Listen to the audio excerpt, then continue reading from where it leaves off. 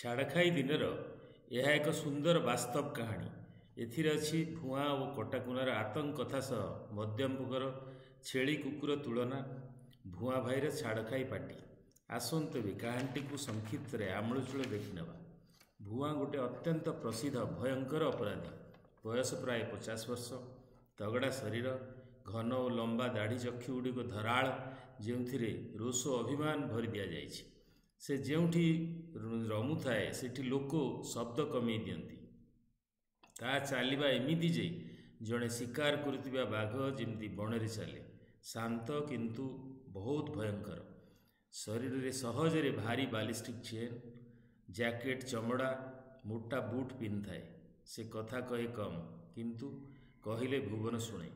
ସେ ଅପରାଧର ଦୁନିଆରେ ବହୁତ ଲମ୍ବା ଇତିହାସ ରଚିଛି। 7-8ଟା ମଣିଷ ମର୍ଡର କେସ୍ ତା ନାଁରେ। ହେଲେ ଜେଲ୍ କେବେ ବି ଯାଇନି। ସ୍ଥାନୀୟ ପୋଲିସ ବି ବହୁତ ଡରନ୍ତି। ସହରର ସବୁ ଠିକାଦାର ଓ ବ୍ୟବସାୟୀ ମାସକୁ ମାସ ତା ପାଖକୁ ଆସି ଗୋଡ଼ଧରା ବଟି ଦେଇ ଚାଲିଯାଆନ୍ତି।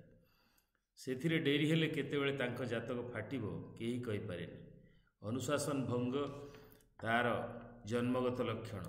ସେ ଲୋକଙ୍କୁ ଭୟ ଦେବା ପାଇଁ ନୁହେଁ, ବରଂ ମାନସିକ ନିୟନ୍ତ୍ରଣ ପାଇଁ ଏହି କାମ କରିବାକୁ ପଡ଼େ ତାକୁ। ଯେ କାମ କୁହାଯାଏ ସେ କାମ ଅନୁସାରେ ସଠିକ୍ ଯୋଜନା, ହିସାବ ଓ ତୁରନ୍ତ ନିଷ୍ପତ୍ତି ନେବାରେ ସେ ସକ୍ଷମ।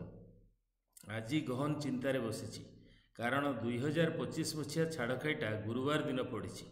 ଗୁରୁବାର ଦିନ ଭୁଆଁ ଆଇଁଷ ଛୁଏଁନି। ମଝିରେ ମଝିରେ ଜ୍ୟୋତିଷ ଜାତିକୁ ଗାଳିଗୁଲଜ କରି ଚାଲିଛି। କୋଉ ଶଳା ସେ ପାଞ୍ଜି ତିଆରି କରିଛି, ମୋ ଆଗରେ ପଡ଼ିଲେ ଶଳାର ମୁଣ୍ଡ ଛେଚି ଦିଅନ୍ତି। ଛାଡ଼ଖାଇ ଲେଖିଛି ଗୁରୁବାରକୁ। ଛି, କି ଜ୍ୟୋତିଷ ପାଠ! ଏମିତି ହୋଇ ଚୁପଚାପ ବସିଥିଲା ବେଳେ ଆସି ପହଞ୍ଚିଲା ମିଞ୍ଜା। ମିଞ୍ଜା ଭୁଆଁର ଡାହାଣ ହାତ। ଭୁଆଁ ପାଖକୁ ଯାଇ ସନ୍ତର୍ପଣ ସହକାରେ ପଚାରିଲା, କୁହନ୍ତୁ କ'ଣ ହେଇଛି? ଆଜି ଭଳିଆ ଦିନରେ ମୁହଁ ଶୁଖିଲା, ଚିନ୍ତାର କାରଣ କ'ଣ? ଭୁଆଁ କ୍ଷୀଣ ସ୍ୱରରେ କହିଲା, ନାଇଁ ସେମିତି କିଛି ନାହିଁ, ଏଇ ଛାଡ଼ଖାଇ କଥା ଭାବୁଥିଲି। ମିଞ୍ଜା ଭୁଆଁ ପାଟିରୁ କଥା ଛଡ଼େଇ ଆଣି କହିଲା, ଏଥିରେ ଭାବିବାର କ'ଣ ଅଛି? ଝକାସ ପାଟି ହେବ ଆଉ ବର୍ଷ ପରୀକ୍ଷା।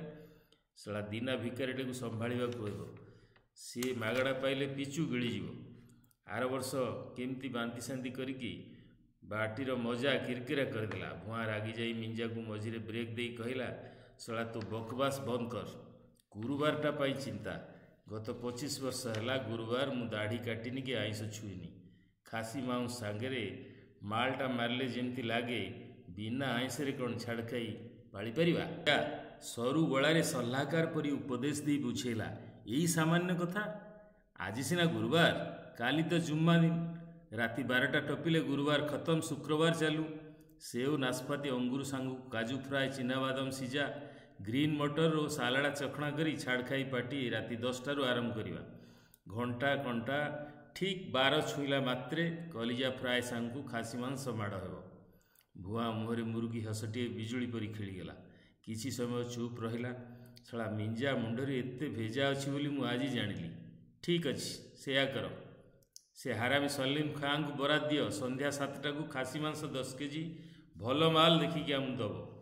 7:30ଟାରେ ରୋଷେଇ ଆରମ୍ଭ କଲେ 11ଟା ଭିତରେ ଶେଷ। 12ଟା ପରେ ଆମର ଓରିଜିନାଲ ପାର୍ଟି ସୁରୁ। ସବୁ ଛୁଆମାନଙ୍କୁ ଜଣେଇ ଦେ, ଯୋଗାଡ଼ ଯନ୍ତ୍ରରେ ଲାଗିପଡ଼। ମିଞ୍ଜା ଭୁଆଁର ଏମିତି କଥା ଶୁଣି ଖୁସିରେ ଗଦଗଦ।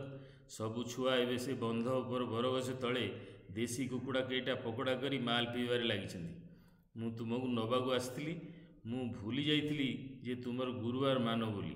ମୁଁ ସେଇଠିକି ଫେରୁଛି। ସମସ୍ତଙ୍କୁ ଜଣେଇ ଦେଇ ଅଧାରୁ ବିଦା କରିଦେବି।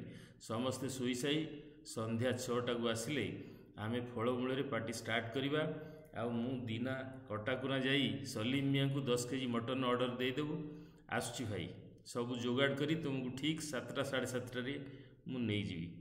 କଟାକୁନା ବି ଭୁଆଁ ପରି ଅବିକଳ ଦୁର୍ଦ୍ଦାନ୍ତ। ସଦାବେଳେ ପକେଟରେ କଟାଟିଏ ରଖି ବୁଲେ। କଥା କଥା ପକେଟରୁ ସେ ବନ୍ଧୁକ କାଢ଼ି ଘୋଡ଼ା ହାତ ଦେଇ ଧମକାଏ। ପିସ୍ତଲ ସବୁବେଳେ ଲୋଡ଼ ରଖେ। ପ୍ରଥମେ ସେ ସଂଗ୍ରାମ ସାଙ୍ଗରେ କାମ କରୁଥିଲା। ଭୁଆଁ କଥାରେ ସଂଗ୍ରାମକୁ ଟପକେଇ ଏବେ 2 ବର୍ଷ ହେଲା ଭୁଆଁ ପାଇଁ କାମ କରୁଛି। କିଡ଼ନାପ୍ କରିବାରେ ସିଦ୍ଧହସ୍ତ। ତାକୁ ନେଇ ମିଞ୍ଜା ଦିନା ଗଲେ ସଲିମ ମିଆଁ ଘରକୁ ସନ୍ଧ୍ୟା 6ଟାରେ। ସଲିମ ମିଆଁର ଡାହାଳ କୁକୁର କେଇଟା ଭୋ ଭୋ ରଡ଼ିରେ ବସ୍ତି କମ୍ପେଇ ଦେଲେ। କଟାକୁନା କୋଟାକୁ ଲକ୍ଷ୍ୟ କରି ଗୋଟିଏ ରାଉଣ୍ଡ ଫାୟାର କଲା ଯେ ସଲିମ ପ୍ୟାଣ୍ଟ ଓଦା, ସବୁ କୁକୁର ବି ଚୁପ୍। ମିଞ୍ଜା ଆଗକୁ ଆସି କହିଲା, ସଲିମ 2 ଘଣ୍ଟାରେ ଆମକୁ 10 କେଜି ଖାସି ମାଂସ ଦରକାର, ଯୋଗାଡ଼ କରି ରଖିଥା, ଆମେ ଆସି ନେଇଯିବୁ। ସଲିମ ଡରି ମରି କହିଲା, ହବନି ଭାଇ, ଆଜି ହେବନି, ଯାହା ମାଲ ଥିଲା ସବୁ ସରିଗଲା, 20 ଗରାକ ବି ଫେରିଗଲେ, ଘୋଷ ଅଣ୍ଟିଲାନି, ଏବେ କୁଆଡ଼ୁ ଆଣିମି। ଏତିକି ବେଳକୁ ସଲିମ ମିଆଁର ବଡ଼ ଝିଅ ଗ୍ରିଲରେ ମୁହଁ ଦେଖେଇ ବାପା ସହ କିଏ କ'ଣ କଥା ହେଉଛନ୍ତି ବୋଲି ବାହାରକୁ ଆସିଥିଲା। ଏମାନଙ୍କର ଗାଳିଗୁଲଜ ଶୁଣି ଘର ଭିତରେ ପଶିଗଲା ସିନା, ହେଲେ କଟାକୁନା ନଜରରୁ ବଞ୍ଚି ପାରିଲାନି। ସଙ୍ଗେ ସଙ୍ଗେ କଟାକୁନା ସଲିମ ପାଖକୁ ଯାଇ ପିସ୍ତଲ ଦେଖେଇ କହିଲା, ଶଳା ଭାଇକି ମନା କରୁଛୁ? ତୋର ହିମ୍ମତ ତ କମ୍ ନୁହେଁ। ଏ ଝିଅଟା କାହାର? ଭାରି ସୁନ୍ଦର ତ। ଶୁଣ, ଆମ କଥା ମୁତାକୁ 10 କେଜି ମଟନ ଯେଉଁଠୁ ବି ଯୋଗାଡ଼ କରି ରଖ, ଆମେ 7ଟାରୁ 7:30 ଭିତରେ ଆସିବୁ, ନଚେତ୍ ତୋ ଝିଅକୁ ସଜେଇ ରଖିଥିବୁ, ତାକୁ ଭାଇ ଚଖଣା କରିବ, ବୁଝିଲୁ ତ? मिंजा धीरे गाबे सलीम, इधर आओ। जी हजूर, बोलिए। शाम को 10 केजी अच्छा माल चाहिए, बुढ़ियाड़ी चलबो ना, सड़ा खांटी खासी चाहिए, भाई बोला है, समझा कि नहीं? मालिक, अभी तक 40 खासी कब गया, आपके सामने देखो कुछ बचा नहीं है, 10 केजी कहाँ से लाऊं? मुझे माफ़ कर दो भाई, आज होगा नहीं। क्या बोलता है? भाई को मना करता है साला। कटाकुना ताड़ को बंदूक देखी धमकी कहला, इधर देख, इसमें 6 अभी लोड किया हूँ, साले का पिछवाड़े में घुसा के मारूंगा, 1 सेकंड में काम तमाम। साला मना करता है, तेरा इतना हिम्मत? दीना समस्ती को बुझे, देख सलीम, भाई को तू अच्छी तरह जानता है, उसको ना सुनने का आदत नहीं, हम सब खराब आदमी है, पंगा मत लो, चुपचाप 10 केजी 1 नंबर माल रेडी रखना, 7 से 7:30 बजे हम आएंगे, लेके चले जाएंगे। मिंजा सबको कंट्रोल करके भाई का उल्टा खोपड़ी, तेरा घर में जवान बेटी, ये इलाके में तुझे व्यापार करना है कि नहीं? जा, अभी सब ग्राहक को कुछ नहीं सुनना है, हमारे लिए जुगाड़ यंत्र में लग जाओ, हमको 10 केजी चाहिए, मतलब चाहिए। कटाकुना धीरे से फिर समझाया, अभी सलीम, चला चल चल, ठीक 7 बजे आएंगे, नहीं तो बोल दिया ना, वो याद रखना, माल अच्छा देना, नहीं तो तेरा छाल उतारेंगे। सलीम रा पिढ़ी पानी हौ हौ आज्ञा आज्ञा कही आंटी करिछि, समस्ते धमका धमकी करी गाड़ी रे चली गले। किछि समय मुंड काम कलानी।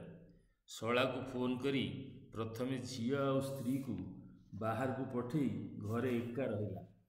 आल्ला मियाँ को जुहार करी निज जीवन भिक्षा कला। सहसा मुंड को बुद्धि आसिला जे खासी तो मिलबनी, हेले ए कुकुर गुड़ा को हलाल करी बनईकी देदेव, जहा हब देखाइब, निजे बंचिले बापर ना। किछि समय भितरे किछि विष मिशा बिस्कुट जोगाड़ करी पड़ोसी करीम मियाँ को से कुकुर मान को खोइबा को पठेला। करीम मियाँ आखिर लुह बड़ी आसुए। सलीम मियाँ को मन को भी मन धिक्कार करुए, कि बेपार कला। 10 मिनिट भितर 4टा जाक कुकुर नाल काढ़ी तले शोईगले। गोटे गोटे करी घर पछ अगणारे नहीं बनई बाल्टी रे भरीदेला। ठीक 7:15 हेले बेलू मटन बाल्टी रेडी है। 7:20 को बुलेट मोटरसाइकेल साउंड सलीम मियाँ कान रे पड़ला। सलीम मियाँ जीवन रे एपरी घटना प्रथम। मटन भरा बाल्टी नहीं घर बाहरला। कटाकुना कुकुर भୟରେ हाथ में पिस्तल रखिथिला, हेले भो भो तो दूरर कथा, कुंका शब्द भी शुणिବାକୁ नहीं। पूरा निस्तब्ध राति सुनसान। मटन बकेट धरी दीना कटाकुना बुलेट गाड़ी पछरे बसिला। पर 3-9-2-11 हो गले। पैसा पत्र किछि पचारिबार नहीं। छाड़ खाई पार्टी बहुत जमिला। ग्लास बाड़िया चियर्स भितरे समस्ते निशारे। राति भी बेसी हो गलानी। भुआ पापड़ रसुण फलमूल सांगे माल पी पी मझिरे मझिरे मिंजा को चिल्लई की पचार थाए, अरे शला घड़ी रे 12 बाजिला कि नहीं?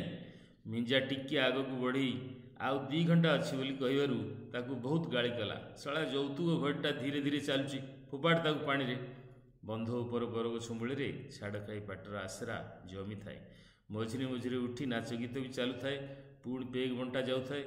रकफोर्ड रिजर्व को बियर सफिशिएंट। समस्ते निशारे। लाइट नहीं। गोटे पटे गछपत्र भरा जंगलिया पहाड़ को अन्यपत्र विराट काय जलाशय मधुर परिवेश पाटी जमुची धीरे धीरे निशार चूर हो गाड़ी गुलज भी चलुची किए कौची राति सारा पाटी चलो किए कौची एपरी मटन जीवन काल से खाई नथला किए कौची डालपत्र खिया खासीगुड़ा सलीम पाइला कौठू किए कौची सलीम मियाँ जिंदाबाद सलीम मियाँ अमर रहे भुआ मिंजा को तागिद करी कहला सलीम मियाँ को आज राति पैसा दे सी घर को जीव राति 3टा बाजिलाणी भाई कथा अकाट्य ये ऑर्डर सांगे आउ गोटे ऑर्डर थिला आर वर्ष को भी सलीम अविकल एमती 10 केजी मटन दब से आज ही 1000 टंका अग्रिम दे कटाकुना दीना मिंजा निज निज घर को जीवे निशब्द राति सलीम खां घरे राति 3:30 समय अचानक भुआ टीम गाड़ी शब्द शुणी सलीम मने मने चिंता कला जदि मटन खराब लगी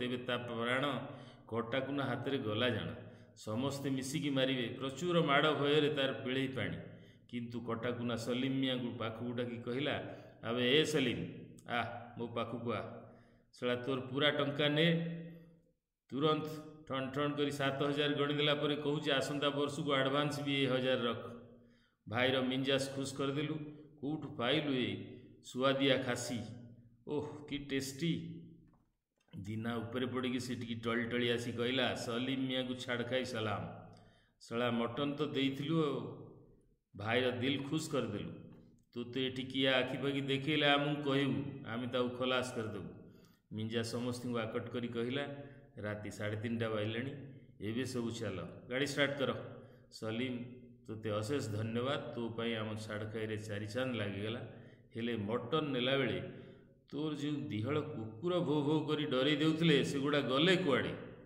सलीम रुद्ध कंठरे कहला मालिक आज घो साड़ गोड़ सब खाई खाई नयांत तेणु शोई पड़े बोधे कटाकुना कहूँ okay okay bye bye good night happy छाड़ खाई